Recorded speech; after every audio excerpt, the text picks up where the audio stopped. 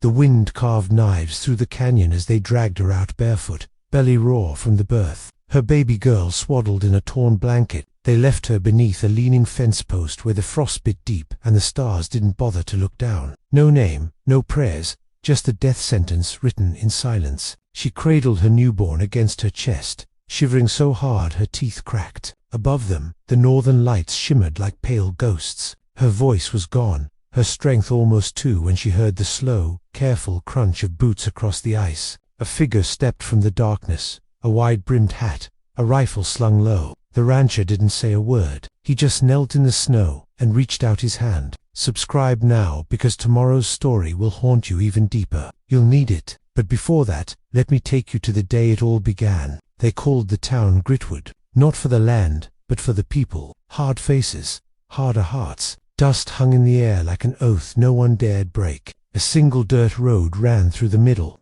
lined by crooked storefronts, a tired saloon, a church that hadn't heard a real sermon in years. When she walked through town, heads turned, not in welcome, but in warning. Mothers pulled their children closer, men whispered behind their hands. She kept her chin down, her shawl wrapped tight. The limp in her left leg was more noticeable these days, dragging in the dust behind her. No one asked how she got it. No one asked about the scar that climbed from her temple to her jaw like a cracked riverbed. No one asked anything at all. Once she'd been someone, a wife to a rancher with calloused hands and a quiet laugh, a woman with her own pew at church, a future as certain as the seasons. But when the fever took him and the baby he never got to meet, she was left with nothing but land she couldn't work and debts she couldn't pay. The town said it was bad luck to love a cursed woman. They said, when she sang by the window, coyotes came too close to the fields. They said when she cried, the milk soured. They said she should have followed her husband into the grave. She stopped speaking after that, stopped meeting eyes, stopped hoping. She lived 2 miles outside Gritwood in a cabin stitched together with old boards and stubbornness. No one visited, not even the preacher. Only the wind kept her company, and the sharp smell of the earth after rain, reminding her that even the dirt tried harder to be alive than she did. Every few weeks, she came to town for salt, flour, a bit of soap if she could afford it. Every time, the same quiet cut through the air like a blade. Every time, she felt the weight of being other. In the saloon they spun new stories about her. She talks to spirits. She cursed Tom Bridges' cattle. She ain't right since the HL birth. She learned to live in the hollow left behind. She learned that loneliness was a kind of armor. But some nights when the coyotes howled too close and the fire burned too low, she'd press her hand to the empty place where a cradle used to sit and wonder if the town was right. If maybe she was cursed and she knew something was coming, a cold deeper than winter, a reckoning dressed in human skin. If this is breaking your heart already, you haven't seen the worst yet. Tap subscribe. I've got another truth waiting for you tomorrow. The day the stranger rode into Gritwood, the wind changed. It wasn't a storm, not yet, but the air smelled sharper, as if the earth itself braced for something it couldn't name. Dust whirled in uneasy spirals along the road. Horses snorted and pawed the ground. Even the dogs kept close to the porches, whining low. She was loading her sack with cornmeal and beans at the mercantile when she heard it. The slow, deliberate clop of hooves. She didn't look up at first. Outsiders were rare, but not unheard of. Most left by sundown, muttering about the coldness that went deeper than the weather. But this one didn't move like the others, didn't gore, didn't leer. He dismounted with a kind of quiet purpose, tying his horse to the rail as if he belonged there or intended to. When she glanced up, their eyes caught just for a breath. His face was sun-worn, the shadow of a beard on his jaw, a battered hat pulled low, but it was his eyes that pinned her, steady, unflinching. He nodded, a simple human thing. She blinked, caught off guard, and turned away too fast, nearly spilling the sack from her hands. Behind her, the door creaked open as he entered the store. She tried to pay him no mind, busying herself at the counter, but she felt him, the weight of his gaze, not heavy, not judging, just seeing. Old Mr. Callahan, the storekeep, grunted uneasily, his wrinkled face twitching at the stranger. "You're new," he said, making it sound more accusation than observation. The man just nodded again. "Passing through," he answered, voice low and even, but he didn't look like he was in any kind of hurry to leave. And when his fingers brushed the counter near hers, calloused but gentle, she caught the faintest scent of saddle leather and pine. Without meaning to, she looked up again. For a second, The noise of the store, the creak of wood, the scrape of boots, the muttered rumors faded into nothing. No words passed between them. None needed to. It wasn't love. It wasn't hope. It was something quieter, older, a thread pulled taut between two people who knew what it meant to be forgotten. Outside, the town watched through windows, over barrels, from doorways half ajar. Woman cursed by death, a man with no past. It didn't sit right with them. Old Mrs. Baxter, who swore she'd seen witches once as a child, spat in the dust. "You mark my words," she hissed to whoever would listen. "Nothing good ever comes from mixing what's already broken."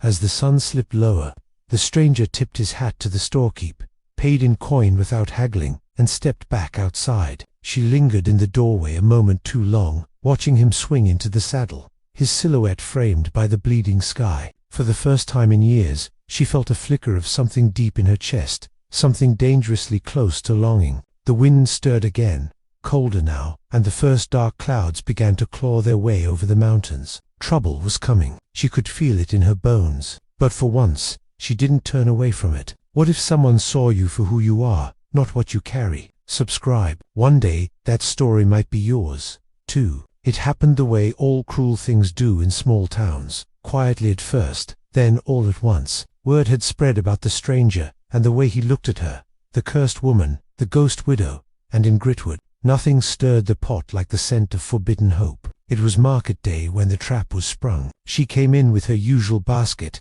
head down, trying not to feel the thousand eyes on her. The stranger was somewhere nearby. She could sense it like the way animals sense a coming storm. Old Mrs. Baxter beckoned her over with a smile too sweet to trust. A basket of apples sat at her feet. "Found something you might want," she said, voice syrupy. "A gift for your little one." The word little one stung like a slap, a blade twisted in a wound, long scarred over. Before she could turn away, before she could run, a boy no older than 12 lunged from behind a barrel and yanked the shawl from her shoulders, exposing the jagged scar along her neck, the broken line of her collarbone. Gasps, snickers, even a few claps from the men leaning against the saloon rails. They jeered, called her things she didn't have words strong enough to answer to. Witch, widow, womb cursed. She stood frozen for a heartbeat, then bolted. The basket clattered to the ground, scattering apples into the dust. Her limp dragged her back, made her slow, awkward. Tears blinded her as she stumbled out of town, down the broken road, into the scrublands, where the snow was starting to fall heavy and mean. She didn't know where she was going, didn't care. The world blurred into white and pain, and the sound of her own heart breaking all over again. Somewhere in the middle of it, her legs gave out. She fell to her knees, the cold biting deep through her skirts, slicing into her skin. She knelt there in the snow, hands buried in the frozen dirt, sobbing so hard her ribs ached. The wind howled around her, carrying her grief into the empty sky. Maybe she could die here, she thought. Maybe the cold would take her quiet, like it almost had once before. The world dulled around the edges. She didn't hear him approach, not at first. Boots crunching in the snow, the shift of fabric in the wind, a low voice, not asking anything, not demanding, just being there. When she finally looked up through frozen lashes, he was standing a few feet away, not reaching for her, not speaking, just waiting, letting her choose, letting her have what no one else ever did. Dignity. Her body shook too hard to answer, but some small thread of herself, the part they hadn't stomped out yet, reached toward him. He stepped closer slowly and shrugged off his heavy coat. He didn't drape it around her like in some fairy tale. He simply held it out, offering it like a man would offer bread to a starving creature, too proud to beg. Her fingers closed around the coat with a shudder. He helped her up without a word, steadying her with hands that didn't flinch from her scars. They walked back toward town together, slow, silent, with only the sound of the wind and the crunch of snow between them. She expected him to talk, to say something kind or clever, but he didn't. He just stayed, and somehow that was better than any promise he could have made. They thought she was broken, but someone saw gold in the ashes. Subscribe. I promise you tomorrow's story will prove love still lives out here. Winter sank its teeth deep into Gritwood, but something deeper took root inside her. It started small. A stubbornness, a flicker of warmth where there had only been ash. He came back day after day, helping without asking, never pushing, fixing the broken hinge on her door, splitting wood and stacking it neatly by the hearth, leaving small things behind, a worn glove on the porch, a coil of rope by the gate. She fought it at first, the kindness, the weight of being seen, fought it the way a wounded animal fights the hand that saves it. But slowly, with every silent sunrise they shared mending fence posts, and every long evening spent by the crackle of the fire, she realized she wasn't alone anymore, not unless she chose to be. They rebuilt the barn together, a crumbling thing that had once held dreams and now creaked under the burden of new ones. He taught her to break the wild filly that roamed the edges of her land, a fierce little thing with more fight than sense. They built a place that was stitched together not with perfection, but with effort, rough, real, human, and for the first time in years, when she laughed, soft, startled, it didn't sound like something broken. But the past doesn't let go easy, not hers, not his. One evening, as they sat by the firelight, he told her, voice rough, gaze steady, about the bounty hunters that sometimes followed him, about the lawman in another county who would love nothing more than to see him swing from a tree, about the blood he couldn't wash from his hands, no matter how many fences he mended or fires he lit. She listened without flinching, because shame was a language she knew too well to judge anyone who spoke it. Still, the danger was real now, tangible. If she stayed with him, if she kept building this life, she wasn't just risking more whispers from Gritwood, she was risking everything. The next morning, she found a letter nailed to the cabin door. No signature, no mercy. Witch and outlaw both will hang.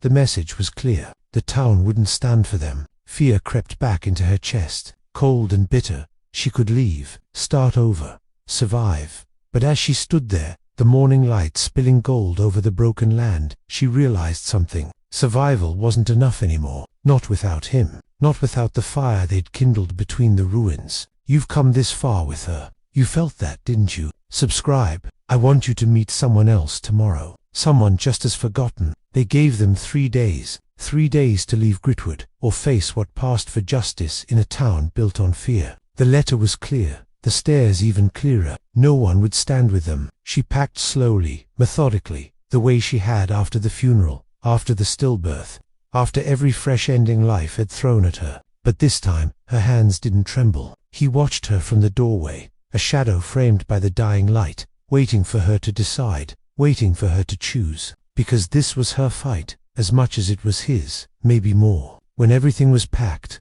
the blankets, the dried beans, the tools they couldn't bear to leave behind, she straightened her shoulders and looked him full in the face. "We ride at dawn," she said simply. He smiled, a slow, quiet thing that reached all the places she'd thought were dead inside. And then, without a word, he crossed the room and took her hand in his, rough, scarred, steady. They rode through the main street as the first pale gold of morning spilled over the rooftops. No one cheered, no one stopped them. A few spat into the dust as they passed. Some just turned away. But a child, a girl with a missing front tooth and bare feet, waved from a porch. It was enough. At the edge of town, he pulled his horse to a stop and turned to her. There, beneath the endless, forgiving sky, he pulled a small silver ring from his coat, battered and simple. No grand speeches, no kneeling.